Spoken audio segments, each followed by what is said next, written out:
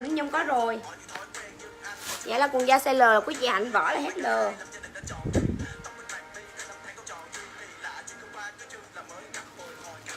Mấy chị ráng lụi em thêm một sản phẩm đi nha mấy chị ơi. Chị Nga lấy quần da size M cho em số điện thoại nè.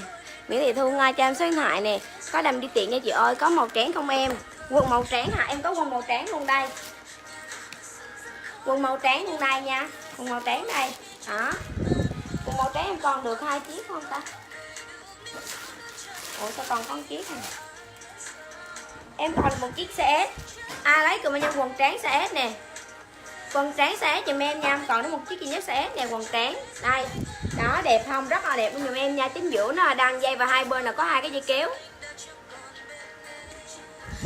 Dạ, quần jean ngó con ép cho chị ơi. 101 em sẽ còn có 85.000 hà. Mấy chị phải nhanh tay mua đi, có sọt jean luôn nha. Rồi quần da em còn đúng cái mờ cuối cùng nè. Còn không ta?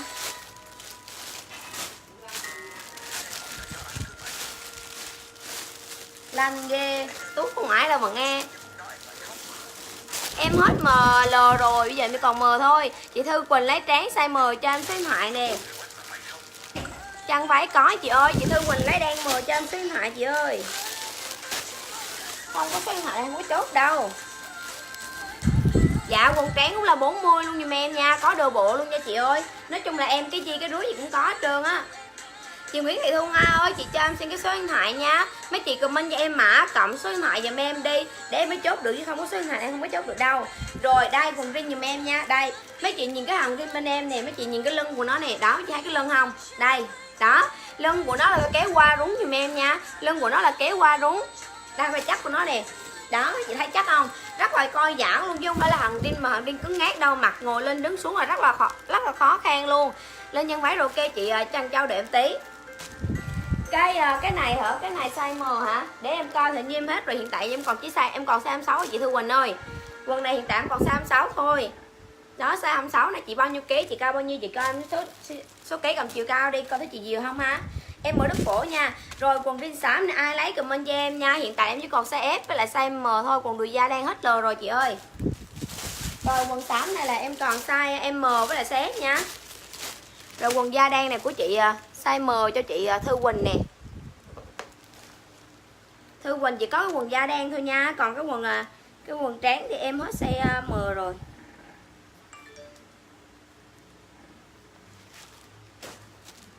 Cho em xem quần đó là quần nào chị? Cho em xem coi lại đồ bộ quần tráng, đồ bộ tráng ra sao ạ? Là sao em không hiểu. Tráng em còn cái size S đó chị ơi, size 26 á. Quần tráng 40.000 luôn nha. Hàng là đều 60.000, em sale còn 40 đó. Rồi ok chị Diệu Nguyễn nha, rồi em coi mẫu. Rồi ai lấy quần jean xám thì comment em quần jean xám cộng màu nha. Quần tráng là 40.000 giùm em, và quần tráng hiện tại em còn đúng size 26 thôi. Quần xám là 101, em sale còn có giá là 85.000 thôi nha. Đây, đó, hàng lưng rất là cao luôn và chắc riêng của nó nè. Đó, em bao đẹp cho mấy chị luôn nha.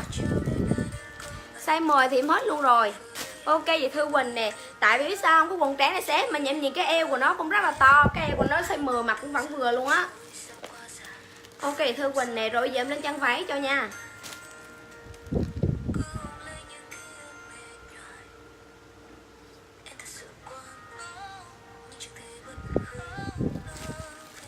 Lấy em quần tráng, em hết quần tráng rồi.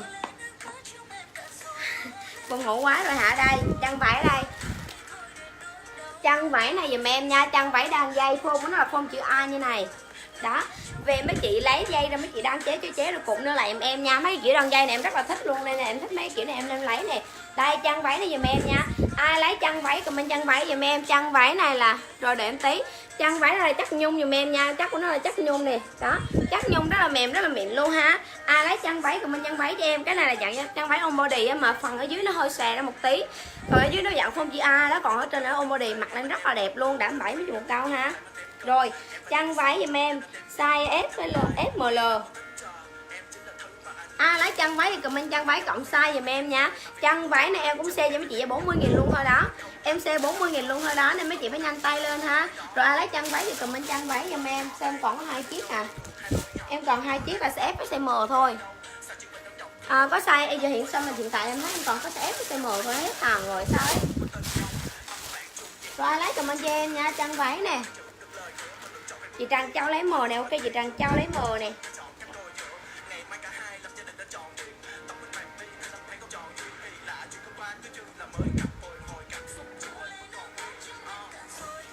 Chân váy xé cho chị Điệp Phan này, ok chị Điệp Phan nha.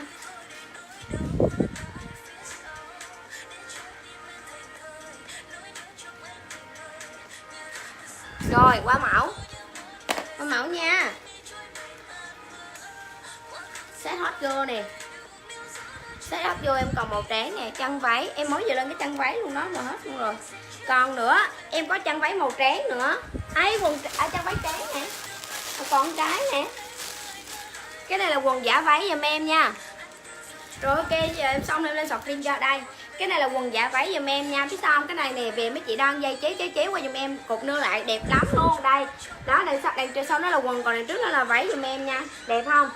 Đẹp cực kỳ luôn á, và có túi cho mấy chị luôn nha, rất là xinh luôn. Chắc của nó đều có co giãn cho mấy chị, để mấy chị mặc thoải mái, đứng lên ngồi xuống không có sợ nó bị can, nó bị cứng như thế nào hết ha. Rồi ai lấy comment cho em chân váy trắng nè. Chân váy trắng này em còn cái size L.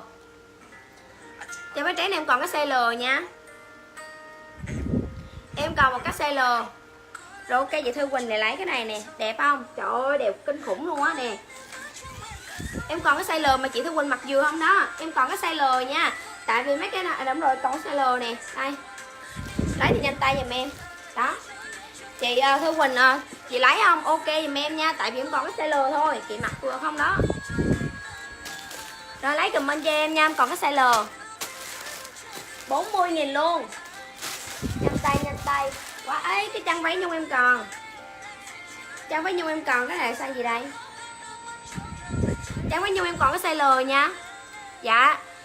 Đây. Chị Nguyễn Nhung lấy váy trắng size L. Nguyễn Nhung có đơn rồi, ok chị Nguyễn Nhung nè. Đây.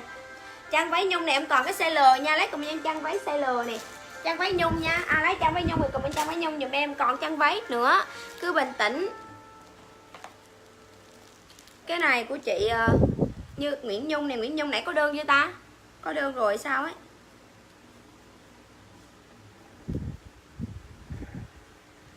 Nguyễn Nhung nè. 40.000 luôn. Rồi qua mẫu. Em qua cùng sọt đinh ha. Em bắt sọt rin. Đây. Mấy chị là phải nên sắm một cái quần sọt rin này liền đi. Tại vì sao không? Nó vừa đẹp mà nó lại rất là rẻ nữa. Em sale có 85.000. Mấy chị đi mua giá sỉ cũng không bao giờ có giá này. Đảm bảo mấy chị một câu thiệt sự danh dự luôn á. Mấy chị đi mua giá sỉ cũng không bao giờ có giá này cho mấy chị mua đâu. Mà cái quần này mấy chị mặc phối với cái gì cũng đẹp trơn á. Phối với áo kiểu, áo thun hay là bất cứ một cái gì cũng đẹp hết. 58kg chị mặc cho em size L. Rồi đây quần giùm em nha. Đây này, hai bên, mỗi bên nó có rách một đường như này, rất là xinh luôn giùm em. Đây. Chắc rin của nó thì rất là co giãn luôn nha, và có túi trước có túi sau cho mấy chị luôn ha. Lưng của nó thì em siêu cao luôn, mặc lên phải qua rúng. Đây. Đó, lưng siêu cao luôn nha, mặc lên là phải qua rúng giùm em. Đấy, có túi trước và có túi sau cho mấy chị luôn. Đây, ai lấy comment cho em quần cộng size nha. SML. Ai lấy quần comment quần cộng size giùm em, SML nha. 85.000 một cái quần như thế này thôi, má đẹp không? Đẹp cực kỳ và đẹp kinh khủng luôn á. Thì sự mấy chị một câu mấy chị mặc phối chứ cái gì cũng đẹp hết trơn á. Phối áo kiểu, áo thun hay bất cứ một cái gì cũng đẹp hết. Đây, ai comment em quần cộng size nha. SML 85.000 thôi, 101 em sale còn 85. 101 sale còn 85 nha. Mấy chị xem like chấm bài mình em với nè.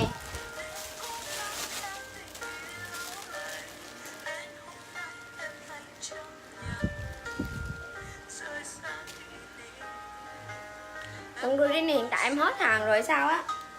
Rồi áo thun giùm em nha, áo thun cam. Ai lấy áo cam, mình áo cam cho em nè, áo cam phông rộng nha mấy chị ơi. Cái này là áo thun trơn thôi ha. Áo cam phông rộng này 35.000. Ai lấy áo cam, mình áo cam cho em, áo cam size L, ok cho Nguyễn Như Thuyền nè. Nguyễn Như Thuyền. Hết rồi chị Kim Ngân ơi.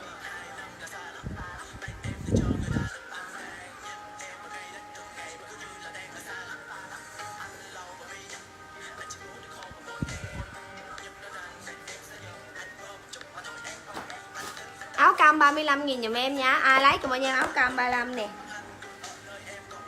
Đây, áo thun cam 35 dùm em nha, phông rộng giáo quân dùm em ha. Đây, áo thun cam 35.000 thôi. Má ơi, có 35.000 đó. Thiệt luôn á. Mấy chị đi mua giá sỉ còn không có giá này nữa. Áo em hết màu đen rồi chị ơi. Đi Để em ghi em vẽ cái này 35.000 này. Rồi áo cam mình áo cam cộng số điện thoại ok chị Nguyễn Nhung lấy áo cam nè. Rồi em hết.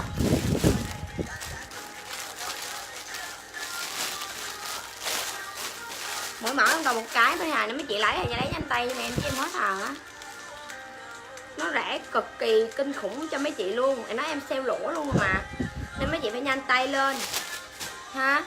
Hôm nay mấy chị chỉ ở lại xem like giùm em là mấy chị sẽ mua được đồ giá rẻ mà lại đẹp nữa. Rồi đây, áo 3 lỗ trán nè, ai lấy cầu nha em, áo 3 lỗ trán nha. Áo 3 lỗ trán nè. Đây 35.000 giùm em, áo trán 35 xinh cực kỳ cho mấy chị luôn nha. Đây, dễ thương lắm luôn, đằng trước của nó là có theo chữ Suti này em nha. Ai lấy áo trán mình áo trán cho em, cái cổ nó có bèo như này này rất là xinh luôn. Đó, ai lấy áo 3 lỗ